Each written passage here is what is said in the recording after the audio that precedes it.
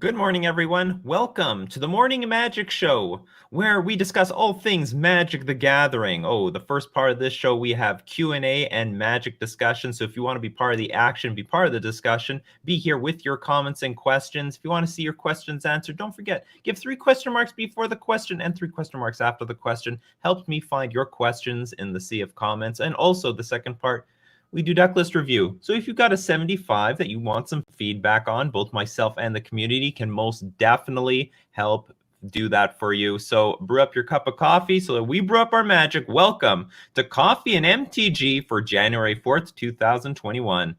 So good morning, everyone. Good morning, Benjamin Armstrong. Good morning, Gustav. So, hey, what? There is a little bit of debate going on the internet about leaks. You know, if a card gets leaked, do you talk about it? Do you want to ignore it, pretend like it didn't happen? What do you do when a leak happens? Who's against the leaks? Anyway, is anyone like anti-leak, anti-spoiler in the chat? Because today we're going to be probably looking at some leaks. Looks like there's a bunch of new Kaldheim cards that are put up on Mythic Spoiler, so a lot of new stuff to look at. Like, you know, my stance on this, once it's out there. There's going to be a lot of people talking about it. So if you want to pretend that it doesn't exist, you'd be part of a really small niche community that probably just needs to unplug from the internet or unplug from like Twitter, Reddit, basically all social media, because there's like nothing you really can do about it. There is the debate that it can hurt the content creators if they were given a spoiler card. But I mean, it sucks. The moment it happens, and then basically it's over. There's nothing you can do once the thing has been leaked, period. Doesn't matter if anyone else shares or indulges past that, in my opinion. But anyway, so we'll be definitely looking at a lot of new cards that have been leaked. You know, we know Wizards of the Coast. They're a fucking leaky faucet. I mean, water's just coming out of all places in their ship. How is it still floating? I don't know. But just like, I mean, you know, Wizards is turning into something like any big cell phone provider. You know, they know you know, all the new tech is like discovered like years in advance through like patents that people are filing and you know, what's going on in the manufacturing facility. They got all the specs like way ahead of time. Same thing with Magic. People are like looking up like what URLs that Wizards is buying, etc. So interesting stuff. Good morning, Sacred Leo. Good morning, Maelstrom Legends. Good morning, Kelly. Good morning, Pierre. Is cappuccino acceptable? Absolutely. I love cappuccino. I don't have a cappuccino here. I'm a huge fan of the frappuccinos. I don't have a cappuccino on me, but you know, whatever is good for you. Whatever floats your boat. It's one of those things where once it's out, you can't ignore it. Exactly. Like, you really can't. Well, you can personally try to ignore it, but I mean, you really can't force the entire world not to be sharing leaks and spoilers. And it's like when am I going to start talking about the cards when the set is actually released? Hello, merch. Well. I mean, it's a debate whether the leaks are 100% legit to talk about. I guess there's some little bit of debate. Cappuccino is very acceptable. Absolutely. I love the cappuccinos. Good morning, Mark. Happy New Year, Pan Hernandez. Also, thank you very much, everyone, for joining me today on both my on my Facebook fan page and both YouTube channels. Love it. Good morning, Torborg. Haven't tuned in for a few days as I've been in the woods since Friday, but thanks for playing the Adventure Shift list. It was really fun to watch. You're welcome. Too bad it didn't actually combo off. We had the combo quite a few times, and the Magic the Gathering Online bugged out on us. How did Stonefin leak turned out? Really high variance. I was testing many different variations of Splinterfin, and like the first with Stoneforge Mystic, first league went 4-1, second league went 1-4. It's very high variance. I can't find any consistency yet. Does spoilers really help content creators? Most people use aggregate sites. Well, here's my deal. Like, I've never gotten a preview card before, and frankly, I think I get just as many, if not more, views if I get just as many views as someone spoiling a preview card by just talking about the card once it's out. Simple as that. So it's like it is a good way to get everybody's attention. I think it is a good way of getting people's attention. If you're a really small content creator, you have no idea, and if nobody knows who you are, or very, very few people, you're very, very small. It is a decent way to get a lot of eyeballs on you very quickly. But in the long run, in my opinion, is an opportunity to show the world what your content is about. And if you get anybody who can stick, that's great. But in the grand scheme of things, I don't think preview cards are worth that much. I think they're grossly overrated. I've never gotten a preview card before. I'm very happy with how my channel has worked out and so on. And frankly, I think honestly, you can get just as much value out of just talking about any new card that comes out if you have a unique twist on it, or if you wanted to make a unique video, just like a lot of people make very interesting videos on cards that have just come out. Good morning, Thomas. Good morning, Andreas. Gustavo, good morning. Morning, Frederick.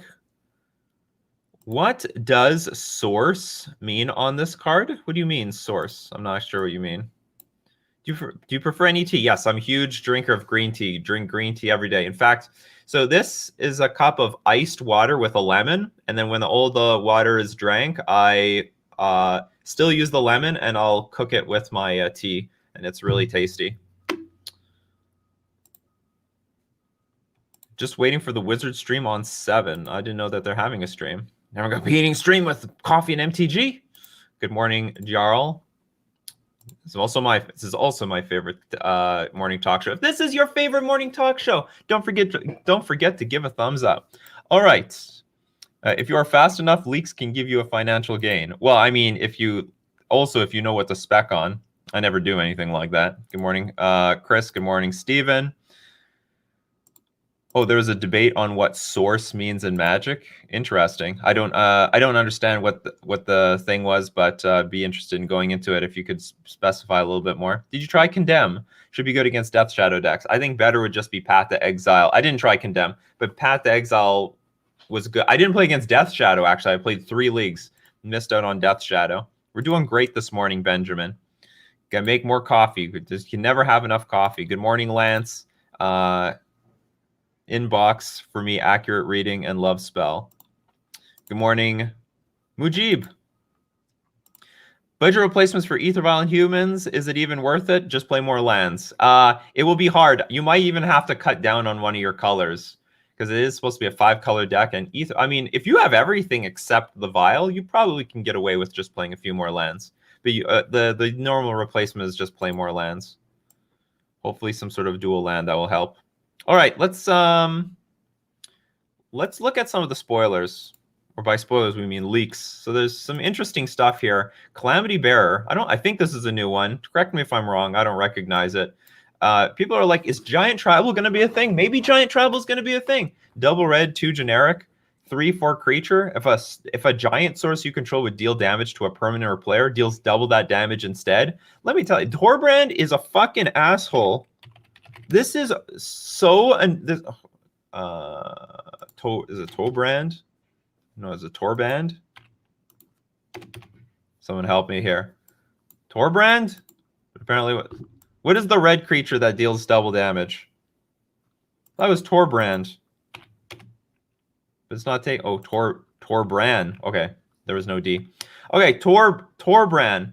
For red source you control, deals damage to an opponent or permanent an opponent controls, it deals that much damage +2 instead. I mean, I wouldn't say this is better. This specifically giant damage, but that's a giant amount of damage.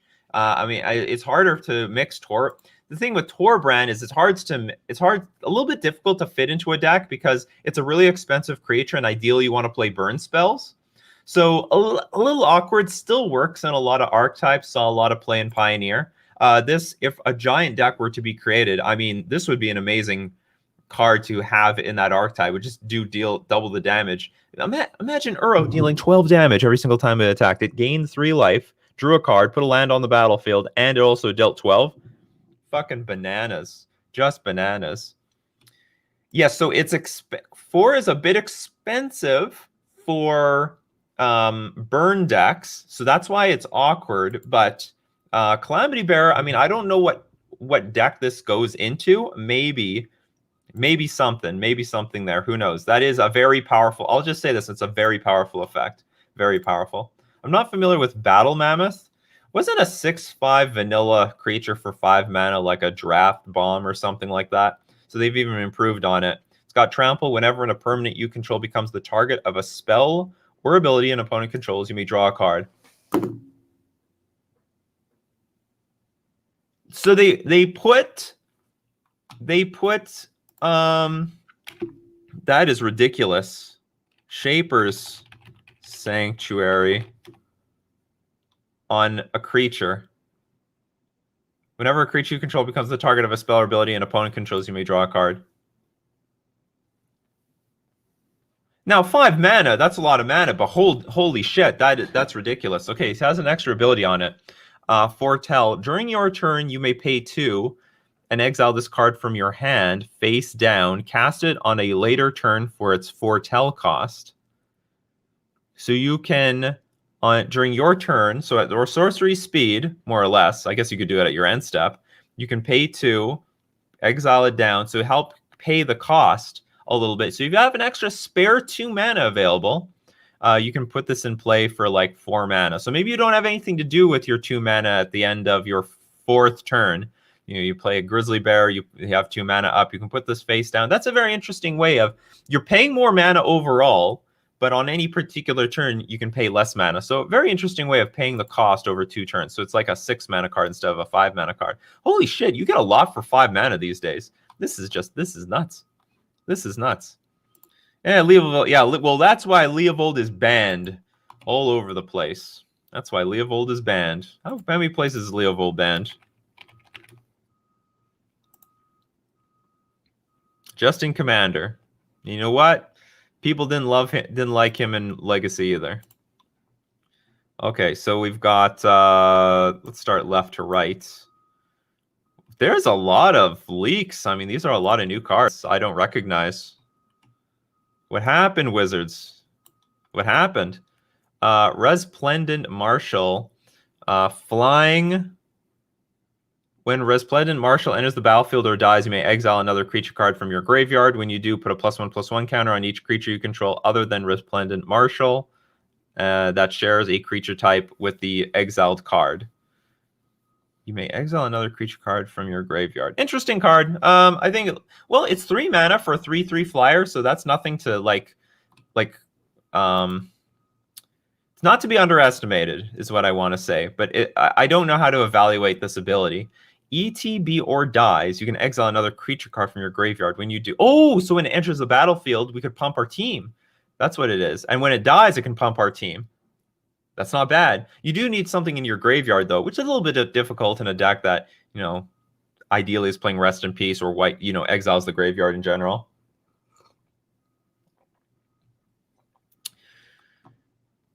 Jesse asks, do you think, Happy New Year to you as well. Do you think we're going to get some Kaldheim cards for Death Shadow? You can never predict what you're going to get for any particular archetype in Modern. I can almost guarantee you might get something in Modern Horizons 2, but Kaldheim, you never know. I'm going to guess, who knows? Who knows? They could make a new black removal spell. So anyway, Marshall could be an interesting card, especially against removal heavy decks. But then, well, I don't know. Maybe against the removal heavy decks, it's not good because you have nothing to put +1/+1 counters on. The Blood Sky Massacre, black, red, and a generic. Create a 2/3 red Demon Berserker token with Menace. That's pretty good. 3 mana, you get a body immediately. That's already, we're off to the right start. Whenever Berserker attacks this turn, you draw a card and you lose 1 life. That's okay. And the third one, add a red for each Berserker you control. Until end of turn, you don't lose this mana as steps and phases end. Interesting. So this is a permanent amount of mana you get to keep for the rest of the game.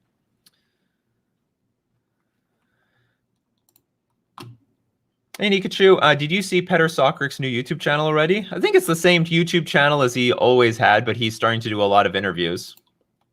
I am aware of his YouTube channel, so good. It's good that Petter found something that he likes to do. By the way, Petter is the original person who introduced me to Merfolk, or I would say didn't introduce me. I played Merfolk, but he showed me the ropes, how to make it good, how to win with it at the time. But since then, he's abandoned all hope for Merfolk. All right, what are we looking at? A battle. So anyway, these I'll say these could see play because at 3 mana, I mean that's pretty aggressive. White, generic, and a green for battle for Bretagard. Create a 1/1 white human warrior creature token. The second one, create a 1/1. Oh, we know. I think we know this one. Create a 1/1 green elf warrior token and choose any number of artifacts tokens or creature tokens you control with different names for each of them. Create a token that's a copy. So make a copy of each of them. This is not new. We've seen you before. Runeforge champion. Yeah, he showed me the way of the showed me the way of the waves. Morning, Stephanie.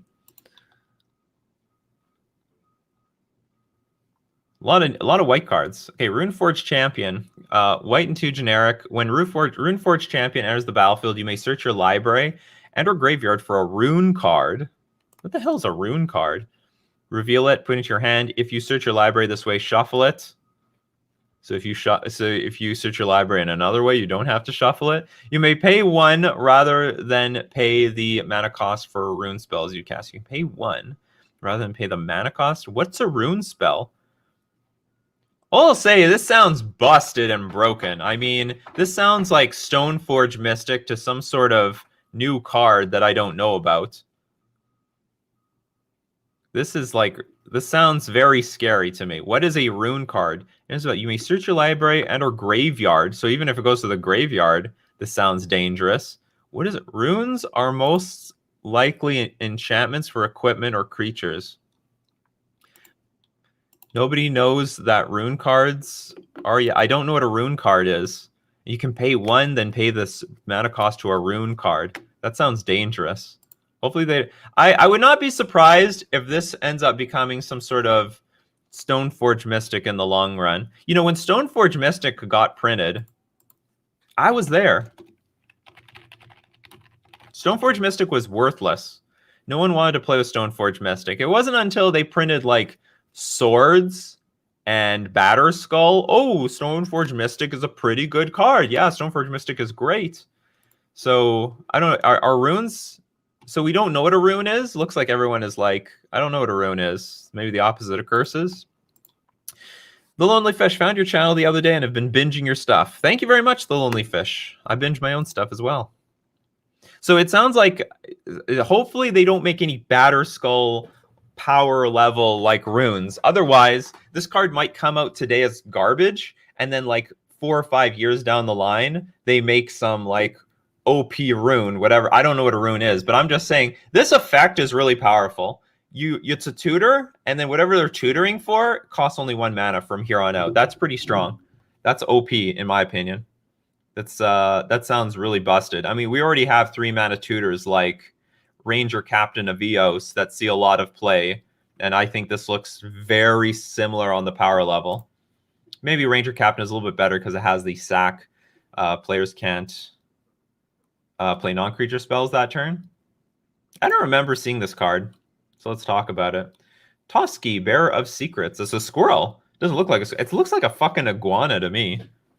Wait, is this a squirrel or an iguana? Let's get a quick poll here. This does not look like a squirrel to me.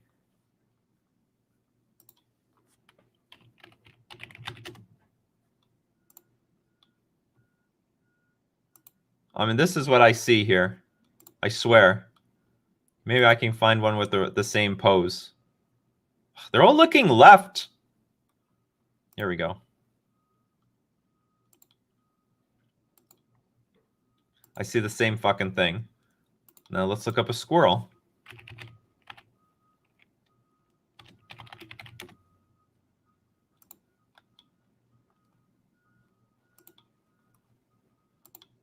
I don't know. I don't see the similarity.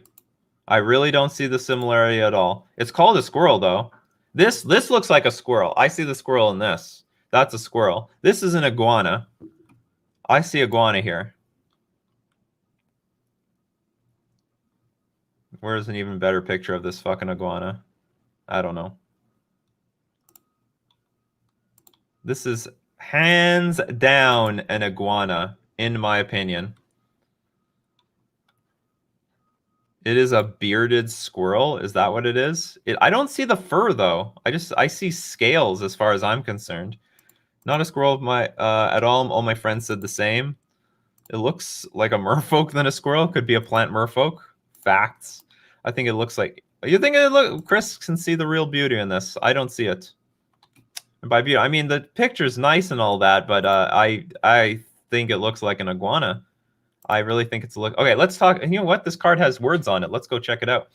So a green and 3 generic. The spell can't be countered. I fucking hate those cards. But you know, it's 4 mana, so how bad can it be? It's indestructible. Okay. Toski, Bearer of Secrets, attacks each combat if able. Now that's interesting. So you are, but you're indestructible, so you don't care. Whenever a creature you control deals combat damage to a player, draw a card. Wow, I love that effect. I love those cards. This should be my commander. In fact, they probably built this thing for commander. This is clearly a commander card. 4 mana, 1/1, can't be countered, indestructible. So like, screw all you people. Basically, you get Path to Exile or Bust. And whenever the and I mean, oh, you got no creatures. All right, I'm gonna attack you and draw some cards. That's basically what this card says. All right. Definitely not playable in any of the constructed formats. Or I would be very surprised if it did. Maybe. I mean, you can like play. Maybe you can play this in a Bant deck, play it, and you Wrath of God. It's just that. Well, I mean, when you compare this to Uro, I mean that's bad value. It's just bad value. Blessing of Frost. We know about Dragonkin Berserker. I don't remember if we talked about this card, but 2 mana, 2/2, first strike. Boast abilities you activate cost 1 less to activate for each dragon you control. You can't have too many dragons. Boast 5 mana, create a 5/5 red dragon creature token of flying. That's pretty good. That's pretty good. I don't know if it's going to see very serious competitive play. It's still a 2/2 first striker for the most part, which is not bad. It's not great, but it's a nice mana sink, and it's pretty affordable. Pretty affordable mana sink. A lot of white cards spoiled. Like someone got like a white starter deck or something like that, and just spilled the beans to the world. Sigrid, God Favored. So double white and a generic flash. First strike, protection from God creatures. That sounds narrow. When Sigrid, God Favored, enters the battlefield, exile up to 1 target attacking or blocking creature until Sigrid leaves the battlefield. I think this ability is sort of crap.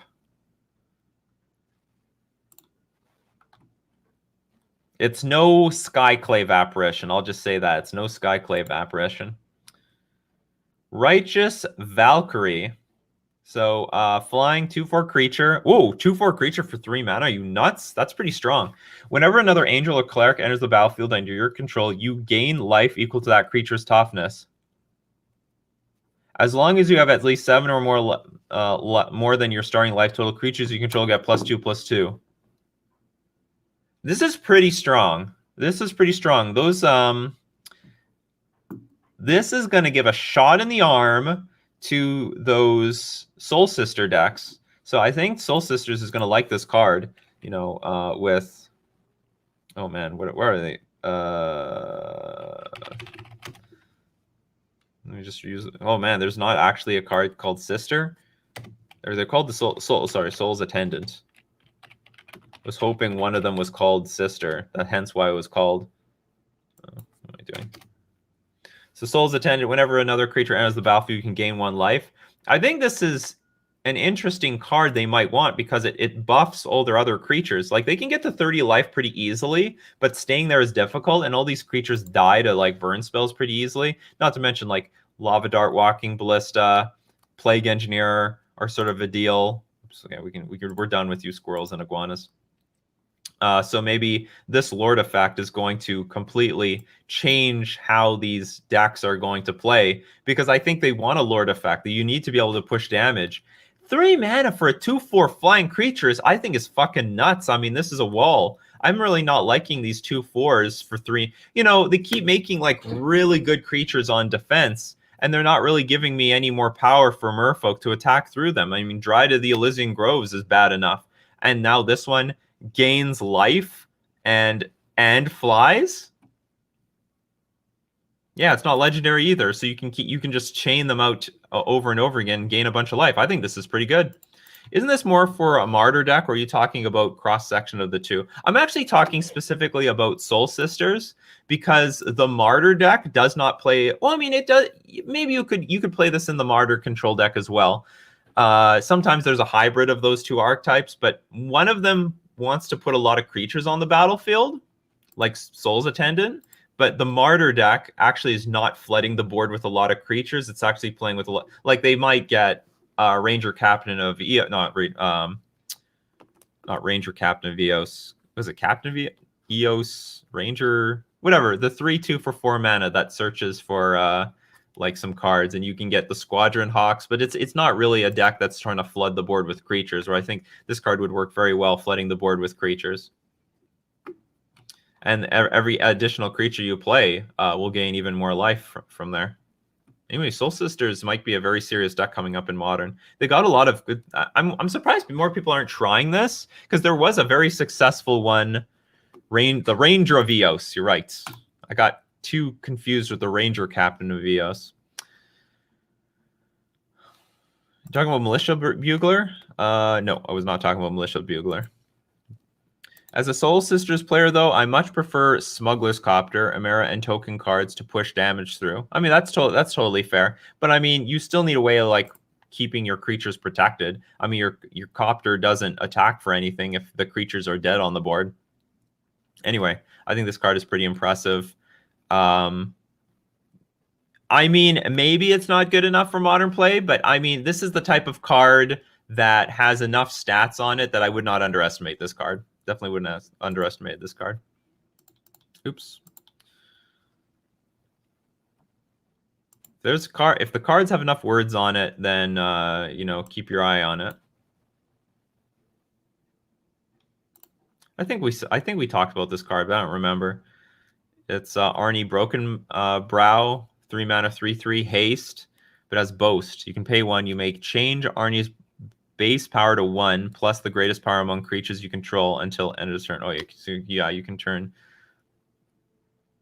You can give Arnie the largest power among creatures you control that very turn. Oh yeah, that's it. I think that's it for this super spoilers. There's a bunch of other stuff here, but I don't know what's actually part of the actual set, and most of it's crap anyway.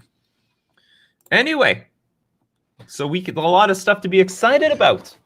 Welcome, everyone, to Coffee and MTG, the morning talk show. We talk all things Magic Gathering. If you're watching on Facebook or YouTube, you find this fun, don't forget to give a like. Maybe it'll help show up in someone else's algorithm on Facebook or YouTube. Don't be embarrassed that you play Magic. Everyone loves Magic. In fact, you would be surprised how many people play Magic. People would be like, you play Magic too? I play Magic. I have some Commander friends. You want to come? And then good things happen from there. Is Felidar Retreat playable in Modern?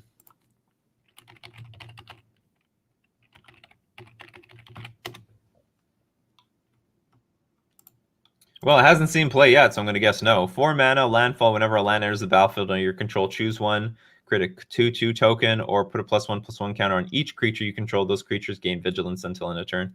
No. I'm just going to say no. It's 4 mana, so it's very expensive. So you're not even going to start creating tokens until turn 5. Like, that's a death sentence in Modern. Modern's aggressive. You could be dead by turn 3. This does not look playable for Modern. It's just too expensive for the effect. Like, you got to think of it this way. You're getting the token. You're going to get your creatures. I mean, you might have creatures already in play, and you can use the second mode. But in general, if you want to make creatures, you're going to get the creatures by turn 5 and start attacking with them by turn 6. It's just a little too slow and clunky. And as usual, if you want to get my attention, 3 question marks before the question, 3 question marks after the question. Helps me find the question in the sea of all the comments amongst the YouTube channels and Facebook pages. I do my best to look at random questions, but if you give me the triple question marks, I definitely will see them. Do you want to do a tier list of banned cards in Modern? Yep, I'm going to do it all. I'm going to do all this stuff. So we've got, I did a tier list of the artifacts minus the artifact lands and birthing pod. Got to spread the love to the other card types. But yeah, so that we're going to do that. And the reception of the first video, very strong. So and people loved it. So time to do some more. Yeah, you get Omnath for the mana cost of Felidar Retreat. So like when you compare what we got in Modern for this, it doesn't look nearly as good. Been playing with Felidar's Retreat and Titan and loving it. But like it's just an awkward way of playing Field of the Dead, right? You might as well just play Field of the Dead for the most part. Because that's what I see on this card. So if you're playing a Titan deck, you just play Field of the Dead and you get your 2/2s anyway. In fact, you can get like tons of 2/2s, and with the same thing with Landfall. Is Turn and Burn a good sideboard option for Modern, maybe even main board? Well, the card has been around for a very long time, so probably not. But let's analyze why. Oh! Everyone get ready to turn your heads around, people. You got...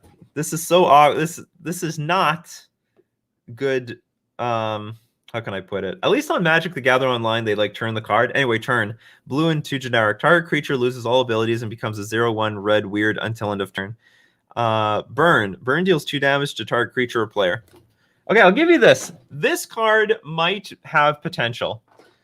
Might have potential in the right build, but I would say it could see play, and it just hasn't found the right spot yet. It could see play. It kills Scourge of the Skyclaves, which is nice. Oh no, it loses all ability and becomes a 0/1. It will not kill Scourge of the Skyclaves. Anyway, yeah, I think the card could definitely see play. It's possible, but it hasn't found the right shell whatsoever. I would say it's a little bit on the weaker side, you know. It really needs. I think the burn part sucks. 2 mana to deal 2 damage. That's garbage. But the turn side could be interesting pending the meta game. Like if there was a really good creature, if there was a really powerful creature that you need to make it lose its abilities. Thoughts on the Modern meta? I think it's balanced, but I think it's combo heavy. It's a lot of combo, and as a result, people are just trying to make even more faster decks to compete with the combo. The only like slow grindy deck might be like the Uro Omnath deck, and that's a pain in the ass to deal with. But it's diverse. I mean, I play against a lot of stuff, but it's very aggressive, very combo heavy. It was Titan decks and loved it as an answer to Blood Moon. Oh, I see. I got it. So it was like a reasonable. Maybe it's possible. You know, I never thought that a big mana deck would want to have access to Felidar Retreat. Maybe it's possible. Yeah, I didn't read the Blood Moon part. Sorry. So I guess in response to Blood Moon, but like, why do you have a Titan out if they have Blood Moon out? Like, it sounds like you should be winning anyway. I think it sounds like you should be winning. You should be winning. What do you think about Fairy Conclave and Merfolk nowadays? Slow and clunky.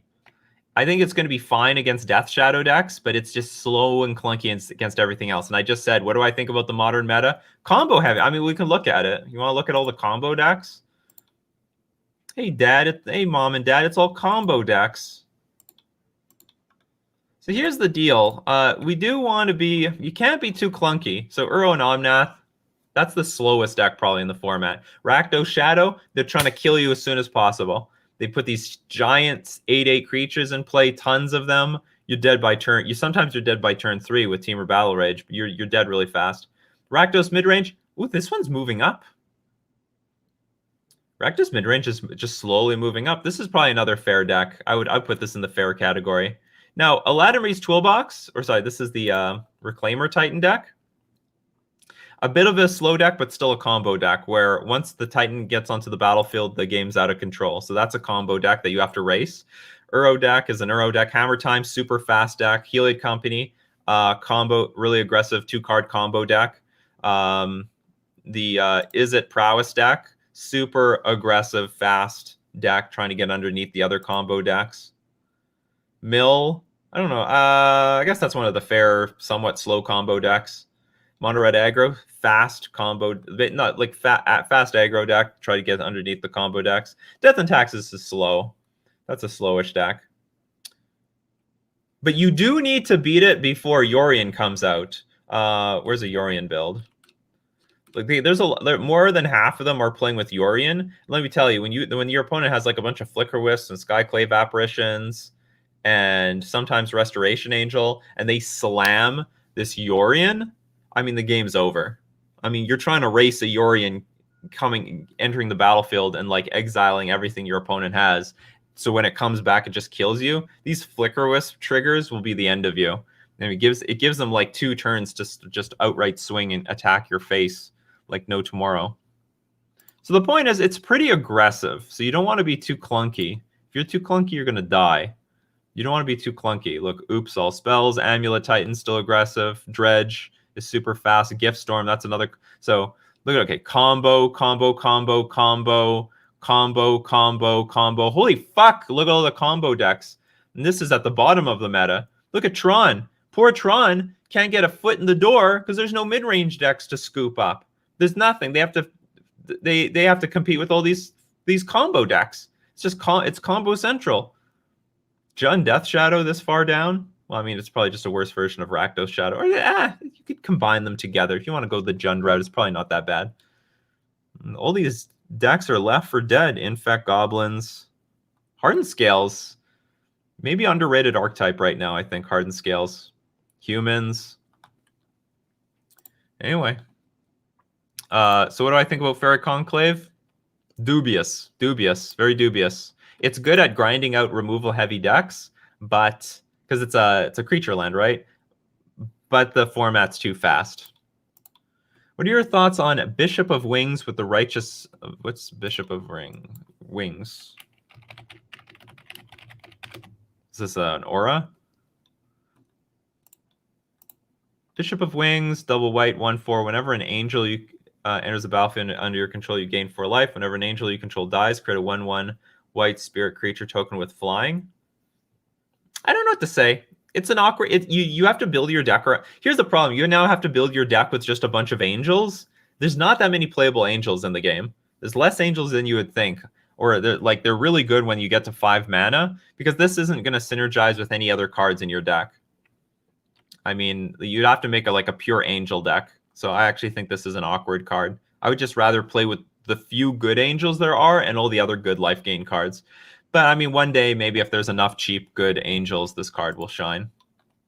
But it forces you to go like angel tribal, and I don't think there are enough angels to do that yet. Or maybe they're on the way. Maybe they're on the way. What do you think of Lingering Souls? Not good right now, especially in a world of Plague Engineer. It's like it's like a good value card. You don't have time for value cards right now in Modern. Those value cards are useless. I mean, Stomp sees Modern play, and this is Stomp with Mana Sink upside. Oh, you mean with the turn and burn? Yeah, but like the 5 mana part isn't going to be happening that much. You talk about turn and burn. I lost turn and burn. So getting to 5 mana, not happening. If you're in a like blue-red control deck, probably you have better cards available, powerful cards at 5 mana to play. And Stomp is seeing play because it's a 2-for-1. I mean, Bone Crusher Giant. First, you get the Stomp for 2 mana, but then you get another you got a 4/3 creature, which is pretty damn good at 3 mana. It's a very, very big creature. Here you get 2 damage for 2 mana, and then that's it. Your card is gone. It's over. So that's the difference between the two. Do you think Death Shadow or Scourge of the Skyclaves could get banned in Modern? Sorry for typing this again. I misclicked. It's okay. No problem. Yes, I think something could get banned. Now, the real question is, which one would they ban? I'll say this much. Like, I didn't think it was founded properly. I think it was... There was talk about banning Death Shadow for many years, and I thought it was a little bit unfounded. But when there's 2 Death Shadows... Like, well, I'll say this much. Maybe Lurrus is the problem.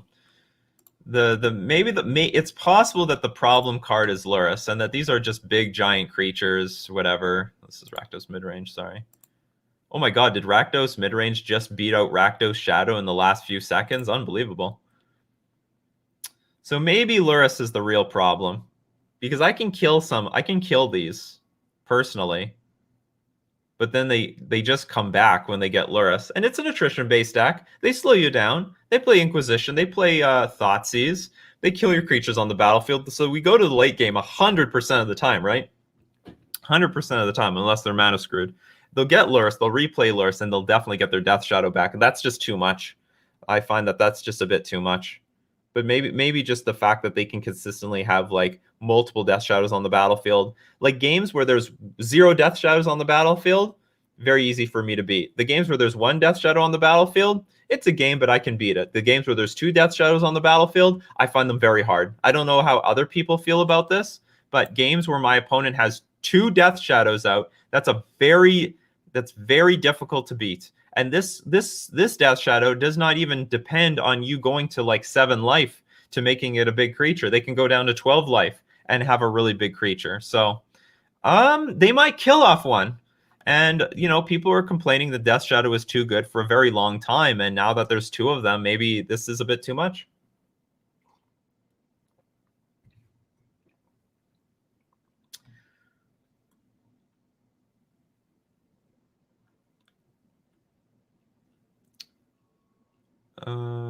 So let's get back to the questions.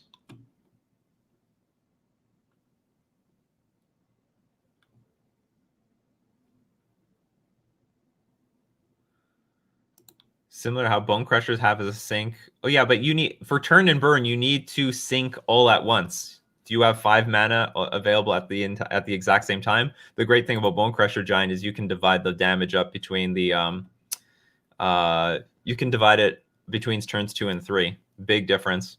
Why is Jeskai Control, no Stoneforge Mystic, too weak and modern? Because the burn spells are useless. Okay, let's look at their feature. So the format is only that control deck is only as strong generally by how strong Lightning Bolt and Lightning Helix is. Okay, Lightning. So we have Lightning Bolt, 3 damage, and Lightning Helix. This is like just another 3 damage spell. All right, let's look at all the matchups where 3 damage is good. Uro, nope. Bunch of Death Shadows. Maybe it's okay here. You can kill. I keep hitting the Rakdos midrange. Just beat out Death Shadow for the 2nd best deck in Modern right now. Maybe it's not too bad. You can hit Swift Spear and Bowmat Courier. Maybe gaining life will kill Scourge of the Skyclaves. Maybe it's okay there. But in general, you're not killing Scourge of the Skyclaves and you're not killing Death Shadow, which are the main creatures you need to deal with. Lattimre's Toolbox. How good is it against Dryad of the Elysian Groves and Primeval Titan? Well, it sucks, so it's not good there. Sultai Uro, still no good. Hammer Time, maybe this is a good matchup for a bunch of cheap removal spells. Maybe. In response, they could still play Colossus Hammer. Like, they can have 2 hammers in hand, and I could see them still beating out the damage spells. Helid Company. Awkward. You can't kill the Helid Sun Crowned, and they can still like combo off pretty reliably, I think. Blitz, maybe it's okay here. I think it's okay. Got to kill those creatures. Mill, probably useless, but your counter spells might save you. Mono Red Aggro. I actually don't think 1-for-1 removal spells are going to be good against this deck because they can out attrition it. So Lightning Helix probably not very good there. They'll grind you out. Death and Tax is good. I think actually Lightning Helix is good in this matchup because there's just a lot of things you can kill. Assuming you are not taxed to death. But the point is, like, it's... So Lightning Helix, and to some extent Jeskai Control, they're going to be really well positioned if the format is really weak to these, like, removal spells, these 3 damage removal spells. But if the creatures scale much larger than that, then not so well positioned, not nearly as good. That's why we don't see so much Jeskai Control anymore, and it went more to Blue-White Control. And then when Uro came out, it went to Bank Control.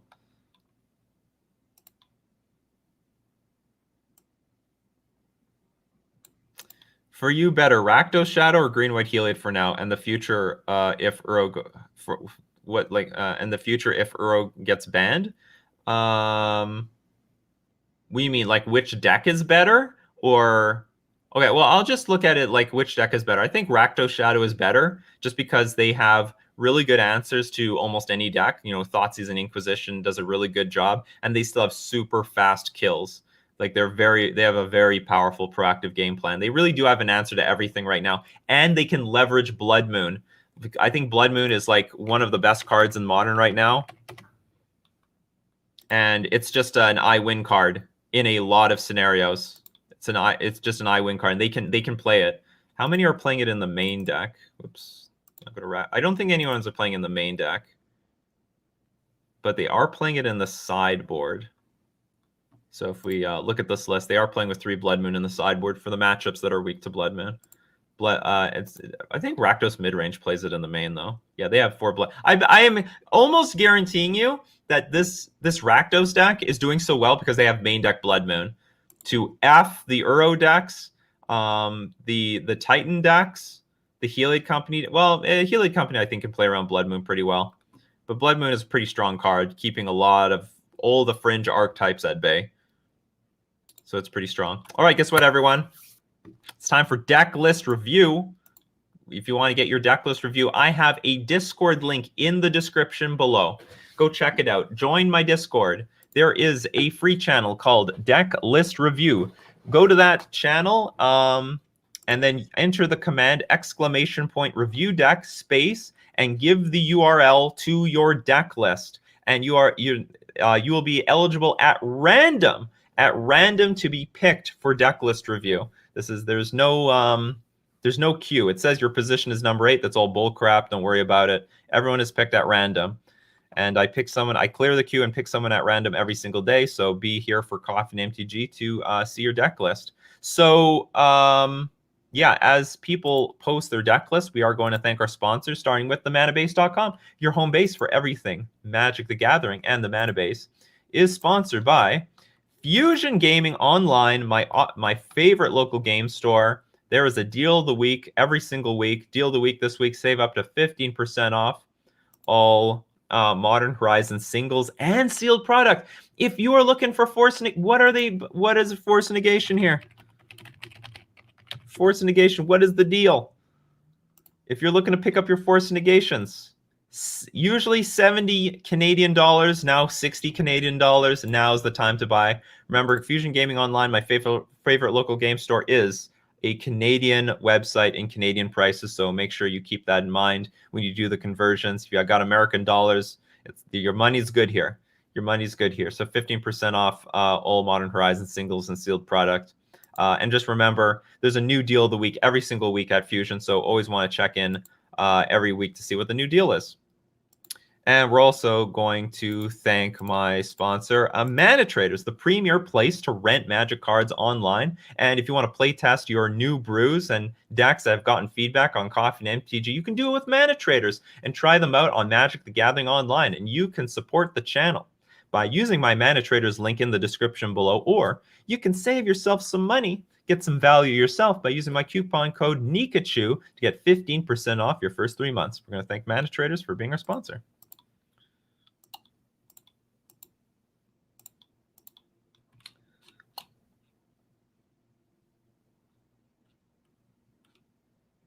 Yes, we're doing deck list review. I think I announced it before we did anything else. We're going to do it. The vegan volunteerist loves deck list review.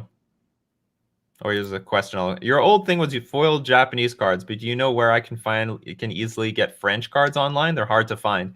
I would look to Europe. I would go to magiccardmarket.eu and look in Europe, because they're in France, they'll sell cards. And Europe has all sorts of languages available. You might get lucky getting some from Quebec in Canada, but I think you would definitely find them in Europe. You gotta go look at the European merchants. You gotta go to the country that sells the cards. You know, I bought a lot of my Japanese foil cards from Japanese sites. It's just how it is. All right, let's get into deck list review. 5, the power. The powerful. The power. Okay, Maelstrom Legends. Esper with description. Sure. Thank you for letting me know there is a description to look at. Here we go. Esper Mind Veil. What the hell? Oh, come on, man. I'm not reading all this. You better do it. It better be a long story short. This description is sorted by win condition, lines of play, card choices. Win condition: attacking with lands, fairy tokens, creatures with evasion, and not as often, but planeswalker ultimates. All right. So lines of play: bouncy castle, Jace to bounce their threat. You bounce your own stuff. In the weird scenarios, it's -3. Hit their hit their threat. Oh, you want to bounce your own stuff. You can also use this on the permanents with paired discard. So the splash, and we got the splash and dash, people. You activate Mutavault or Creeping Tar Pit for free damage after a board wipe. I mean, yes, that's been happening since the beginning of time. Mr. Clean, you use Cryptic Command to return Snapcaster Mage to your hand. This is not... Okay, I think I've saw enough. It's just going over just general control interactions. So, okay, we got Snapcaster Mage, Spellstutter Sprite, Brazen Borrower, Liliana the Veil, Teferi Time Reveler, Jace the Mind Sculptor, Cling to Dust, like it, love it. Cling to Dust actually like very well positioned in the metagame right now. I mean, it's like a 2-for-1 for the most part. If you're not using your graveyard for anything else, just escape this to get more stuff. And you do want to exile the graveyard to get rid of those Uros or the creatures that your opponent is going to want to bring back with Lurrus. Despise, target opponent reveals his or her hand. You choose a creature or planeswalker card from it. That player discards the card. Is that really better than another Inquisition or Thoughtseize? I don't know. I don't know about that one. How does people feel about Despise these days? Like, no one plays Despise. 2 Path to Exile, that's totally fine. 3 Mana Leak, 3 Cryptic Command, 2 Damnation, 2 Bitter Blossom. 2 Creeping Tar Pit, Dark Slick Shores, Field of Ruin, Godless Shrine, all the good stuff. How many white cards are we playing? We're playing with literally 2 Path to Exile, 3 Teferi Time Reveler. Oh, we got some more cards on the sideboard. Leyline of Sanctity, Kalitas, and Snaring Bridge? Why? Well, you can win with some Planeswalker ultimates, I guess. Ashiok, Damping Sphere, Relic, Engineered Explosives. Do you draw cards? You don't really draw cards, so I guess you can defend this. Do you have... You are not running... Okay, so first I'm going to just be honest. I think Spellstutter Sprite... I think the interactions between Spellstutter Sprite and Bitter Blossom are just garbage these days. They don't see play because they're too weak. Like Spellstutter Sprite is actually just really clunky. It's really clunky. It's a really clunky counter spell. ETB, counter target spell with converted mana cost X or less, where X is the number of fairies you control. They can just kill this thing in response or kill one fairy to make sure that Spellstutter Sprite doesn't really do anything. So it's really slow, really clunky. You're better off with just playing an actual like Mana Leak in the case of this. Yeah, but Bitter Blossom comes at a huge cost these days. These days, Bitter Blossom, like I've been over this many times on Coffee and MTG because a lot of people send me, it's very funny. There are 0 decks in the metagame that play Bitter Blossom and Spellstutter Sprite, and yet so many lists that are submitted to me on Coffee and MTG are playing these cards. The problem is these cards are just bad and completely outclassed by everything else in the metagame. I know maybe some people have some love for Bitter Blossom, but okay, 2 mana, you are doing nothing on the board. You have put absolutely no power on the board. Then at every single turn, you are losing life, which maybe not where you want to be right now in the metagame. Like losing life for a fairy token, it doesn't scale very well as a win condition, and I don't even think it's good enough on defense. I can't defend Bitter Blossom. I'm 2 thumbs down on Bitter Blossom and Spellstutter Sprite. The rest of the deck is totally fine, and I think people should be exploring Esper more, just to play Teferi Time Reveler, so I can get behind Esper big time. What I'd also like to see in this deck is to utilize, because you're playing with both oh, you only have 1 Jace the Mind Sculptor. So actually, you are a pretty good Ensnaring Bridge deck, to be honest. You are a pretty good Ensnaring Bridge deck. To see play nowadays, it should be counter target spell unless your opponent pays X, where X is the number of fairies That might work. That might work. Still might be tough because we are living in a world where there's a lot of removal. A lot of removal. Well, I don't mind bridge, but if we play bridge, I would like to see a few more Jace the Mind Sculptors. Jace the Mind Sculptor and Liliana of the Veil are sort of, I don't want to say they're non-bows. I mean, they're sort of a non-bow. They're playable non-bows. Like you can have both. It's okay. It's totally fine. But Jace can win by itself, whereas you really depend on Bitter Blossom to win. I mean, you can win with Creeping Tar Pit, but I would up the Tar Pits to 4, so they have a reliable win condition here. Tar Pit, by the way, super great creature. I have nothing against Tar Pit. I might go straight to 4 Tar Pits in this deck. Maybe I'm not sure what we're replacing, to be honest. What's this for? Red mana. What do you need the red mana for? You don't need the red mana. This must be a mistake. If you really want the cycling ability, there's better ones. There is an Island Plains cycler that you can search, and it cycles for 2 mana. Would Karn the Great Creator be any good in Esper Control? So Karn the Great Creator is going to be fine. I will say this. Ensnaring Bridge works better if you can empty your hand, and the more counter spells you have in the deck, the worse it gets. Because I played a Karn deck with counter spells, and holy shit, like you draw 1 mana leak into like a cryptic command, and you're like, oh fuck, I don't actually have an empty hand anymore. Or even just 2 mana leaks, because maybe you could use the cryptic command at the very least. But if you have nothing to target with mana leak, you end up dying to like tokens and stuff. The Raugrin helps with EE. You're a 3-color deck. What do you need to get it to 4 for? I think this is just going to end up being a very clunky card. And also, we do have 1 Engineered Explosives. There's no way that this should be in the deck for 1 Engineered Explosives. You're a 3-color deck. What do you need to hit at 4? Karn the Great Creator or something?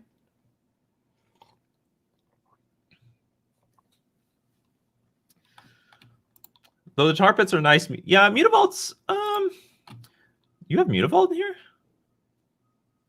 No, you don't have Mutavault. I will say you're a 3-color deck, so I wouldn't play Mutavault. That's like playing with 4 colors, so I actually prefer the Creeping Tar Pits. You're a control deck, so you have some room to let people play cards. The idea is you're gonna kill them later, or you're gonna wipe the board with Damnation. And I think Creeping Tar Pit plus maybe another Jace the Mind Sculptor might be a more reliable win condition. I understand with Creeping Tar Pit and Darkslick Shores, we're running low on islands. You probably should have another Field of Ruin in here, though, to fix your mana and also deal with particular, like, at least your opponent's Mystic Sanctuaries and stuff. So we might want to go up on the Field of Ruins just to... Well, I don't know. I know Field of Ruin is very easy to play in a 2-color control deck, but the 3-color one might be more difficult. Misty Rainforest should at the very least be one of the color combinations that you have, either because if you need to get an island or a swamp or a plains. So we shouldn't have any Misty Rainforests in this deck. There's no reason for this at all. It should be only Flooded Strands and Polluted Deltas. That's it. And you can't say you're playing this on a budget, because Mr. Rainforest is more expensive. So, because let's say you need to get a swamp. You need a basic swamp to play around Blood Moon or something. You have Misty Rainforest in your hand. Well, I'm like, well, that sucks. Oh, there is Mutavault in here. I would shave the Mutavaults for sure, because you're very mana intensive. Look at this. We got double black for Liliana of the Veil. We have triple blue for Cryptic Command. You're mana intensive on Damnation. For Brazen Bar, for Jace the Mind Sculptor, for Teferi Time Raveler. I don't think we can afford to play. I would at least... Okay, so I would shave 2 Mutavaults and put 2 Creeping Tar Pits for sure. Because A, you need the colored mana, and B, I don't... At 25 lands, you can have lands come into play tapped. I mean, people played with Celestial Colonnade for years, with 4x Celestial Colonnade in their deck for years.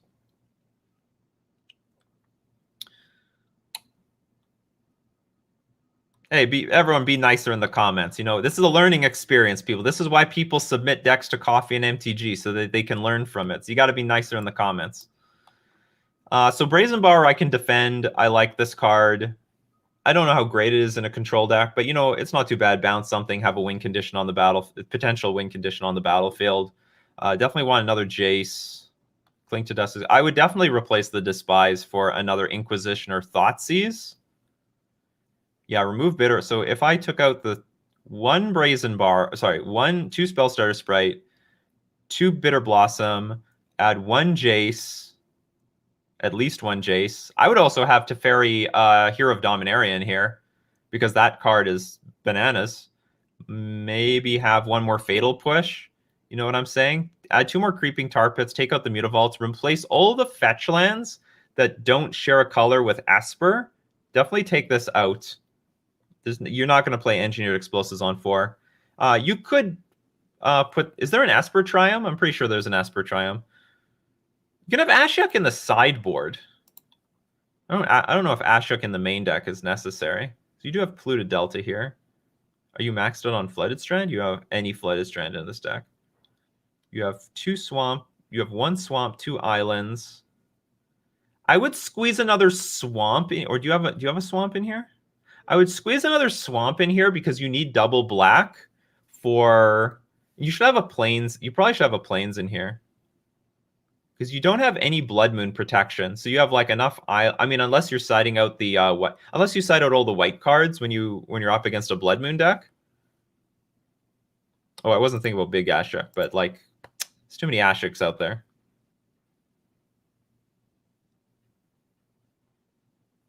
So there's some suggestion that if you run discarding counter spells, I think Remans and Ops are both good in your deck. I think hard counters, I would rather have that in an actual control deck, but Ops are definitely defendable. 3-mana Kaya is not too bad. There's no Esper Triumph. What the fuck? So they make lands for everything and no Esper Triumphs. Only for the enemy combination. Oh, we have okay. So we don't have a 3-color Esper yet. That's okay. Just replace it with maybe a Plains, because you need to. And that's another thing. Like, I might scrap all the Mutavaults so you have your mana under control, because you have double black for Damnation. You have double black for Liliana the Veil. You have white for Teferi Time Raveler. You might need the basics for these things. You might need the basics. Unless you I don't know. Maybe you side out some of these cards for the Blood Moon matchups, which is fine. Dead of Winter can go on the side over Engineered Explosives unless you really need EE. That's totally fine. Yeah, I like Dead of Winter. Dead of Winter is cool. Well, by the way, Engineered Explosives is fine. Like, you're running a 3-color deck. What more do you want? I see Engineered Explosives in 2-color decks. They don't need you don't need 3 colors for Engineered Explosives. You most certainly don't need 4 colors for Engineered Explosives. EE is totally fine. Even if you're a 2-color deck, I can defend that. I just can't defend having a Triome for the 4th color for Engineered Explosives. This is totally fine. You want Engineered Explosives? It's great. I think it's great. Relic of Progenitus. That is awkward, because I think you want the graveyard more than your... I think you want your graveyard. You might want to choose another graveyard card, or like graveyard hate card if you want to use graveyard hate. Maybe more Cling to Dust is probably all you need. Cling to Dust might be fine. Or Surgical Extraction. Damping Sphere, I guess, is okay. Ashok Dream Render, you got on the sideboard. Ensnaring Bridge. So this one might be really awkward. Maybe you could, like... I understand Ensnaring Bridge does work very well with Bitter Blossom. I can't get behind Bitter Blossom, very honestly. And I will also admit, Ensnaring Bridge is pretty shitty when you have counter spells in your deck, because you naturally draw these counter spells and then you end up losing to your opponent's tokens. Cletus is totally fine. Leyline of Sanctity. Do you really need to protect your hand? I think this is better for a deck that needs to protect the cards in their hand. I guess this is fine against Belcher, though. Does this also protect you from Creeping Chill? I don't think so. Just trying to think of oops, all spells. Each opponent, no, it doesn't target you. So I would maybe dump the ley lines and just try to find some better sideboard slots for this thing. 3-mana Kaya can just straight up remove Death Shadow, Bonemet, Courier, Soulscar, Magi. Honestly, I like 3-mana Kaya. I don't mind it. This could be a super, like, Esper Super Friends deck. I think Kaya's underrated. Competing a little bit for the 3-mana slot with Teferi Time Raveler, but nothing wrong with Kaya whatsoever. Nothing wrong with Kaya. So the final verdict, like, it's not a World for Bitter Blossom. It's not a World for Bitter Blossom or Spellstutter Sprite. Even Yuha or Yuta Takahashi doesn't even try this anymore. He had some fringe results. He actually had pretty consistent results with sort of a blue-black control deck with Spellstutter Sprite and Bitter Blossom, but he's just dumped it from here. If we're going to play with Opt, we might as well go with like 4 Opt. I can defend Opt. Opt is not bad. You can go for Opt in a deck like this to help dig for, make your land drops and also get the creatures out. Anyway, thank you very much for submitting the list. Good luck. Hopefully the changes were, I don't know if it was the feedback you were looking for, but hopefully it was some useful feedback. We can do another one.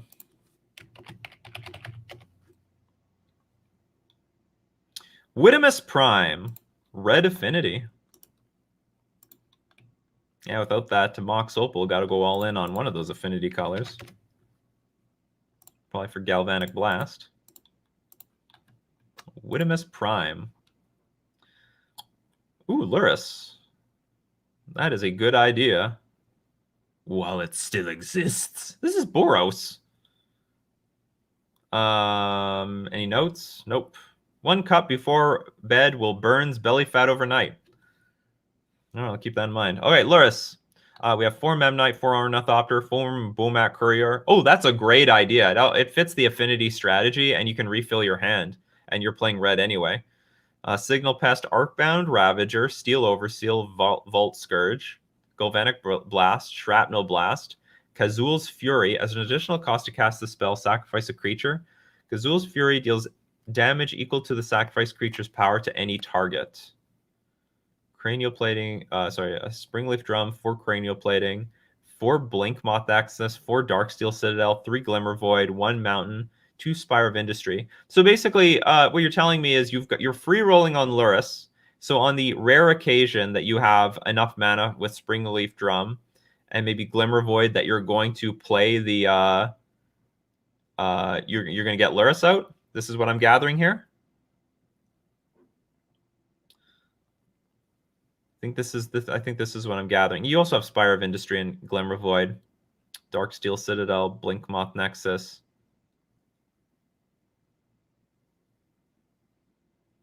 I'm just wondering if you should have Ink Moth in your deck to deal with situations where your opponent has too much life. Or, like, for example, let's say you're up against Ad Nauseam and they have Phyrexian Unlife out. You might just want to kill them with Infect damage, and it might be way more valuable to your deck instead of Luris to just have access to Ink Moth in the deck. I think I would have Ink Moth in the deck.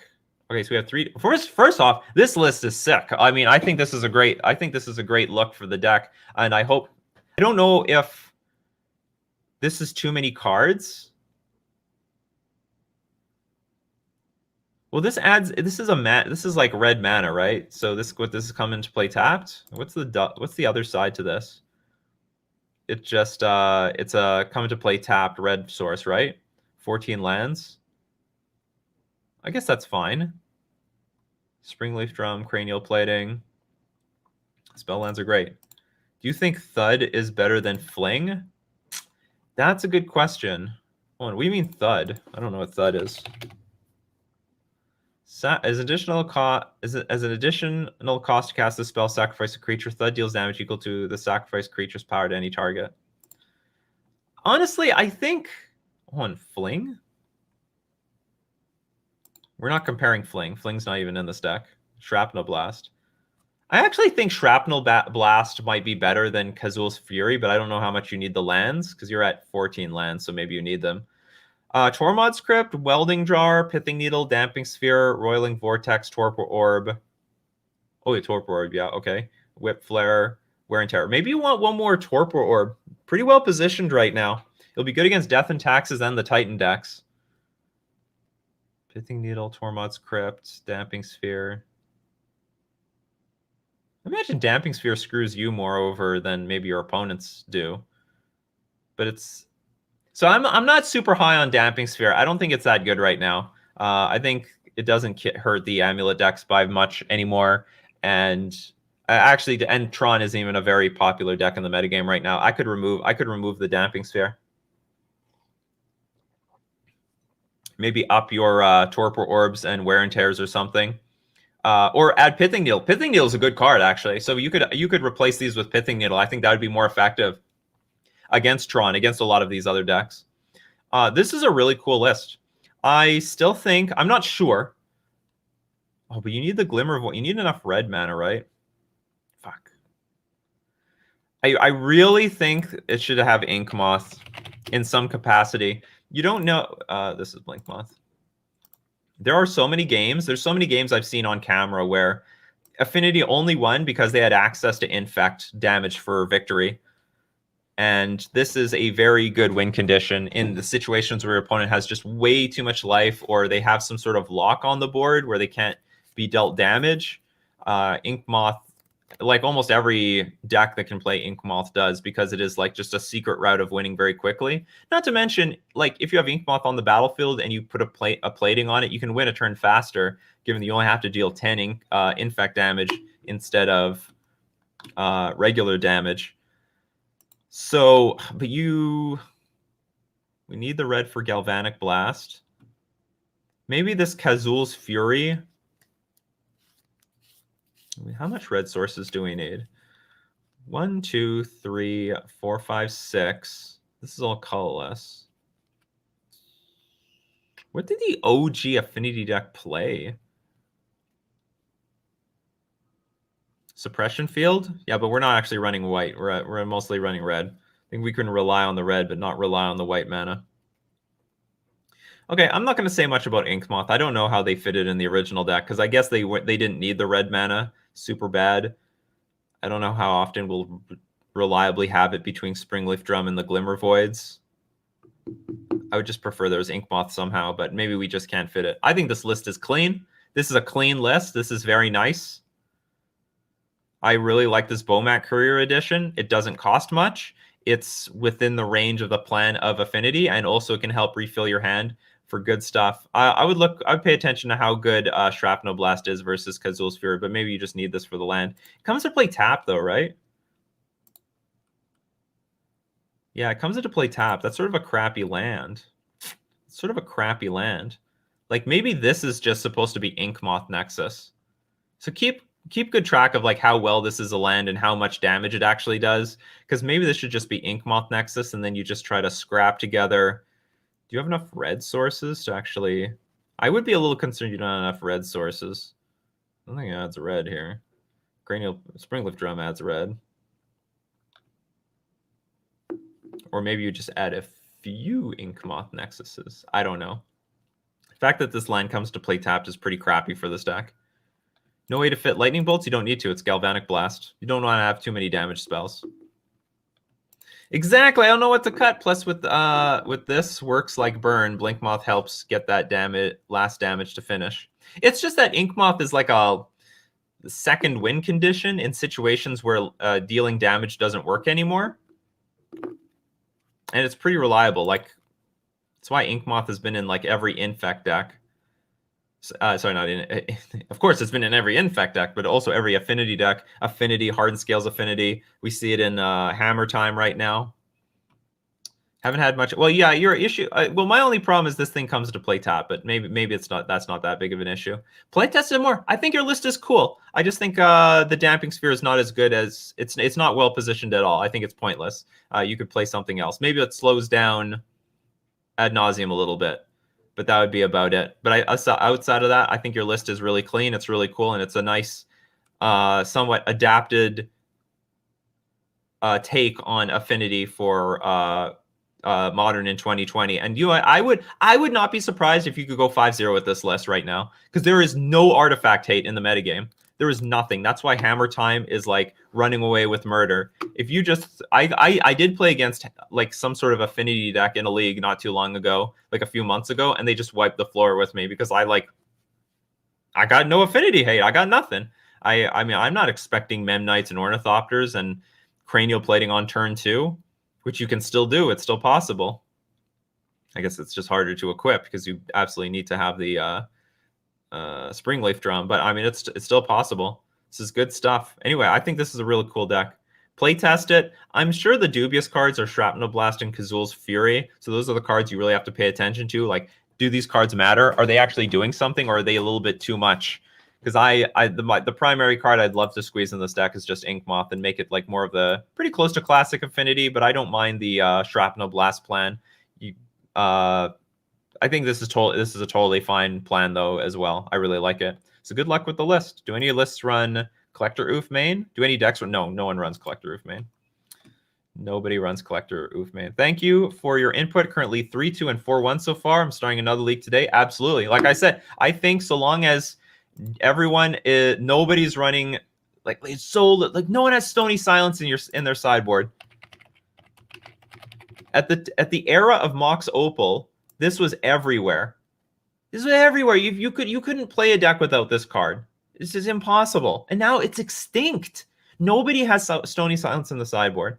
And the card that was around the most was Karn, the Great Creator. But this card is really low in popularity right now. Like really, really low, because Eldrazi-tron, which Pat used it the most, is very low on the metagame scale right at the moment. So Karn the Great Creator, so long as it's sleeping, it's hibernating right now, I think it's a good time for Affinity to come out. And I would not be surprised you could go 5-0 with this list. It says 14 card sideboard because one of the cards is Luris as a companion. I'm wondering, did I run a 14 card? You know what? Maybe I wasn't running a 14 card sideboard the entire time when I was running a 14 card sideboard, because one of the cards was Luris. It says 14 cards, but really one of them is Luris. Oh yeah, mainboard Karns. Whoops, mainboard Karns. Just like, and there was a lot of mainboard cards.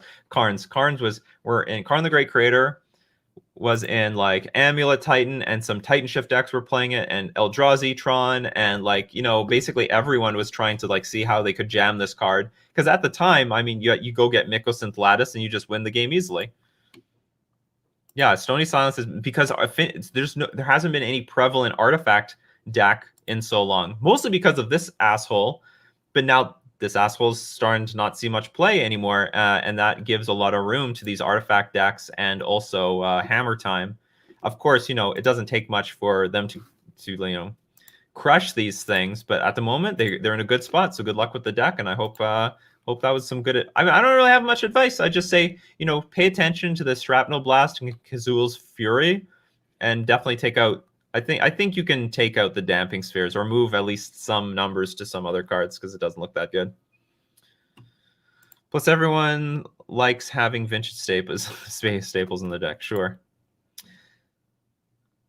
At some point in 2019, I had to start running Oof in my main deck. I ran a Revolt Zoo variation for Modern. Yes, it was still important. There was a lot of artifact decks still at the time. Actually, there was Hardened Scales Affinity was still very good, even when Karn the Great Creator was out. All right, that's it for Coffee and MTG today. Thank you very much. If I didn't get to your comments or questions, don't worry. We do this Monday to Friday, 9 o'clock a.m. Central Standard Time to about 10 o'clock a.m. Central Standard Time. And, of course, if you love the show, thank you very much. You can support the channel either on patreon.com/NikachuMTG. I should be getting a join button on YouTube soon. I haven't gotten around to making it. I have to make like little logos for everybody. Soon everyone will have a little logo to show who supports Nikachu MTG. You could also do it by subscribing at twitch.tv/Nikachu MTG. So if you got Amazon Prime, link your Prime account to Twitch. Give me your Prime. It's free. It doesn't cost you anything because you already have the Prime thing, but it gives me money. It gives Jeff. Don't let Jeff Bezos keep his money. It could give it to Nikachu. And with that, thank you very much for everyone for showing up. I'm going to be streaming directly after this, so find me at twitch.tv/NikachuMTG. Maybe we should go www.twitch.tv/NikachuMTG. We're going to be experimenting with new versions of Merfolk. It's a good time to experiment because I'm in a shithole right now when it comes to Merfolk at the moment. The last whole month has been pretty rough. It's combo world. It's so combo heavy. Hard to find a good deck list for all the variations of everything. But as usual, keep brewing up that coffee, and we keep brewing up the magic. See you next time.